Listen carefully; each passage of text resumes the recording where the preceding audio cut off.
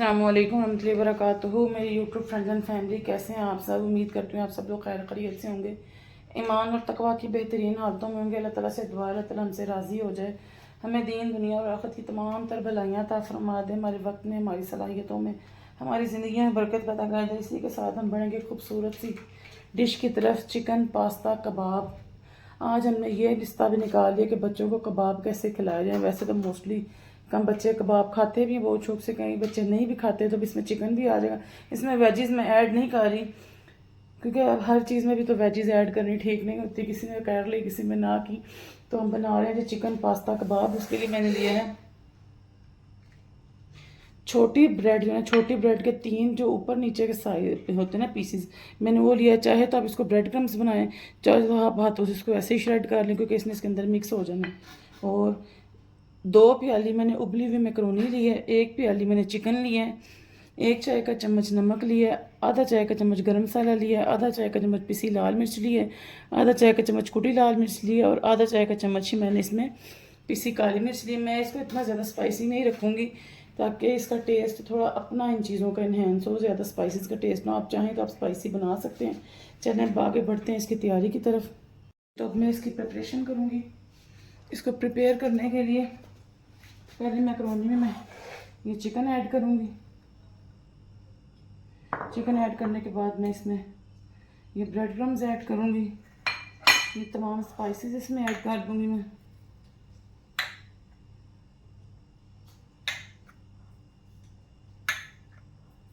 और इसको अच्छे से मिक्स करूँगी, अच्छे से दबा दबा के, ताकि ये जुड़ जाए एक दूसरे से। ऐसे थोड़ी सी मैक्रोनी अगर टूट भी जाए तो कोई बात नहीं है, लेकिन ये जुड़ेगी तभी जब ये अच्छे से मिक्स होगी।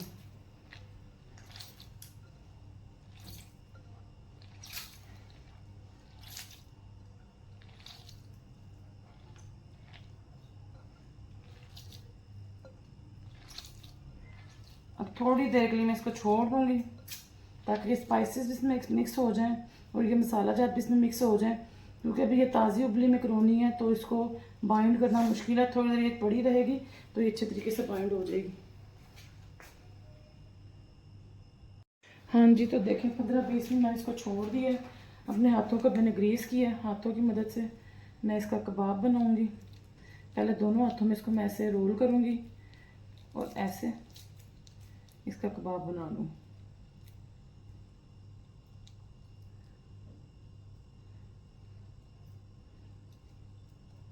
ये देखें बिल्कुल कबाब की लुक आ गई है।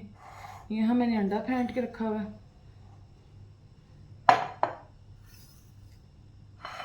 पहले मैं इसको अंडे में डिप करूँगी दोनों साइडों से, फिर मैं जो ये खुश्क सवाइयाँ रखी हुई थी वो इसके ऊपर डालूँगी ऐसे, और ये हमारा कबाब रेडी हो जाएगा। इस तरह हम अपने तमाम कबाब रेडी कर लेंगे ऐसे। ये देखें थोड़ा सा अगर ये खुलता है तो उसको अपने हाथ की मदद से प्रेस करें और ये जी हमारे कबाब रेडी हो गए। अब इसको उठा के मैं प्लेट में ट्रांसफ़र करूँगी और फिर मैं आपको इन्हें फ्राई करके दिखाऊँगी। इसी तरह मैं अपने तमाम कबाब तैयार करती जाऊँगी और इनको फ्राई करने से पहले थोड़ी देर आपने फ्रिज में रखना है ताकि मैक्रोनी थोड़ी सी जो है ना वो चिपक जाए आपस में।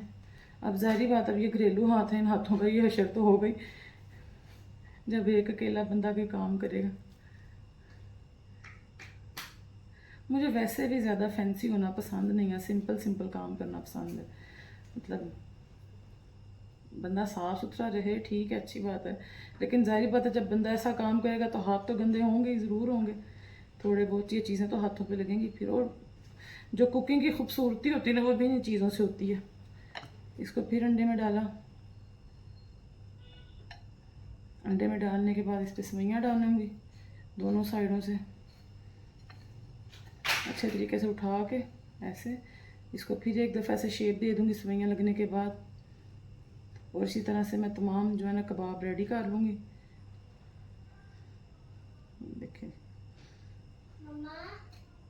अभी 2 कबाब मैंने आपको रेडी करके दिखा दिए हैं। इसी तरह मैं सारे कबाब रेडी करूँगी और फिर आपको फ्राई करके दिखाऊँगी।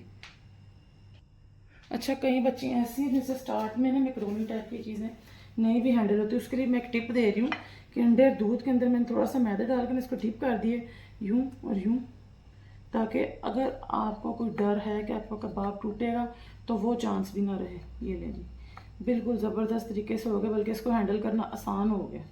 मुझे वैसे भी अंडे की निस्बत ना मैदे की स्लरी में चीज़ को डिप करना बहुत इजी भी लगता है, और जो है ना उससे तो बिल्कुल भी खदशा ही नहीं होता चीज़ के टूटने का।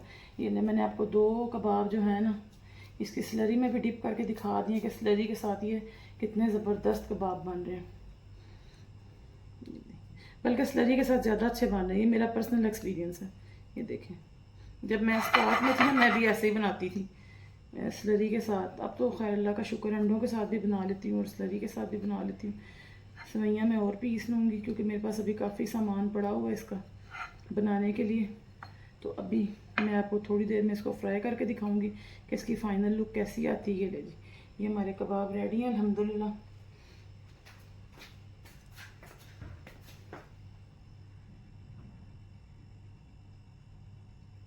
ये देखें जी, अल्हम्दुलिल्लाह ये हमारे कबाबों की लुक आई है। इसके बाद हम इन्हें फ्राई करेंगे और मैं इसी तरह तमाम कबाबों को रेडी कर लूँगी, और आप कम अज़ कम इसे 15 से 20 दिन के लिए फ्रीज़ भी कर सकते हैं। तो हम फ्राई पैन में ऑयल लेंगे और हमने इनको शैलो फ्राई करना है, हमने इनको डीप फ्राई नहीं करना, क्योंकि ये मैक्रोनी है, अगर हम इनको डीप फ्राई करेंगे तो ये पैन के अंदर जो है ना खुल जाएगी। पहले एक दफ़ा आप इसको डाल दें, 2 से 2.5 मिनट आप इसको एक साइड से पकने दें, फिर 2 से 2.5 मिनट दूसरी साइड से पकाएंगे ताकि ये ठहर जाए, यानी कि टूटे नहीं। अब मैं एक हाथ की मदद से इसको रुख चेंज करूँगी, ऐसे गोल्डन ब्राउन नहीं करना, बस इनको ज़्यादा ब्लैक नहीं करना। ये देखें कितनी ज़बरदस्त ये बनी है। ये देखें बिल्कुल भी नहीं टूटी, सिर्फ आपने इसको थोड़ा सा ठहरने का टाइम देना है। अगर आपने इसको फ़ौरन पलट दिया ना तो ये टूट जाएंगी। मैक्रोनी जब एक साइड से पक जाएगी ना तो उसके ऊपर कोटिंग तो हुई हुई कि ठहर जाएगी, इसलिए फ़ौरन नहीं पलटना इसको। अब 2 से 3 मिनट इसकी दूसरी साइड से पकाऊंगी और इसको मैं डिश आउट कर लूँगी। अब ये देखें जी, 2 से 3 मिनट इसको मैं दूसरी साइड से पका लिया। अब मैं इसको डिश आउट करूँगी। अब ये इतनी अच्छी ठहर गई हैं कि इनको एक हाथ से भी पलटा जा सकता है। ये देखें बिल्कुल बिल्कुल सेट है। मैं एक हाथ की मदद से भी इसको पलट रही, बगैर स्टे किए किसी चीज़ का सहारा दी, तो ये ज़बरदस्त देखें पलटी जा रही हैं। बस यही दिखाना था आपको। ये देखें जी, ये है इसकी फ़ाइनल लुक। आई होप आपको ये पसंद आई होगी। अगर आपको पसंद आई है इसको लाइक करें, शेयर करें और सब्सक्राइब करें, ताकि मुझे भी मोटिवेशन मिले कि आप मेरी वीडियोस को पसंद कर रहे हैं। वैसे तो अल्हम्दुलिल्लाह आप लोगों का रिस्पांस बहुत अच्छा आ रहा है। तो मैं आपको एक ये कट करके भी दिखाऊंगी इसके अंदर की लुक। ये देखें जी, मैं आपको कट करके दिखा रही हूँ। इसकी क्रंचीनेस देखें, क्रंचीनेस की आवाज़ आपको आ रही है। फिर देखें मिड से भी कितनी ज़बरदस्त ये बनी। ये देखें। चलें जी, मिलेंगे नेक्स्ट वीडियो में नेक्स्ट रेसिपी के साथ। अस्सलाम वालेकुम रहमतुल्लाहि वबरकातुहू।